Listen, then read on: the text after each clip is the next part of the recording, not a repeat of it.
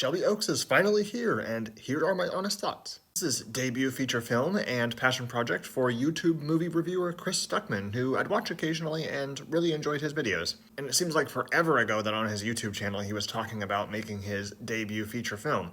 And well, it's finally here. We open with some found footage style documentary filmmaking that catches us up on what happened with missing person Riley Brennan really effectively. And after that, kind of fairly long opening, then we transition into a more traditional style of filmmaking where we follow Mia, who is Riley's sister, trying to figure out what happened to Riley, going back to Shelby Oaks where she went missing. And I found this plot very interesting, and I was caught up in trying to figure out where the heck Riley was, what happened to her, and when we get the answers, I didn't see that coming.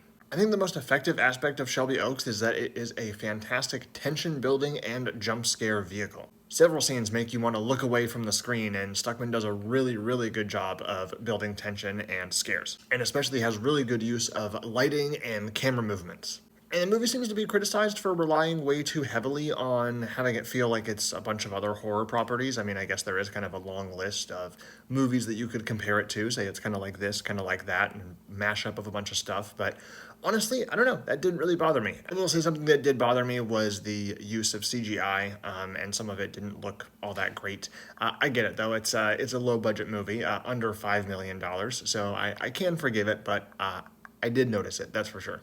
And another thing is, I will say, when the third act was here, I actually didn't know we were in the third act. It kind of didn't feel very grandiose, so I think that maybe the third act kind of came out of nowhere, didn't exactly feel earned, maybe wasn't quite as strong as it could have been, but overall, I think Shelby Oaks is an extremely strong debut, especially for, some guy who just reviewed movies on YouTube.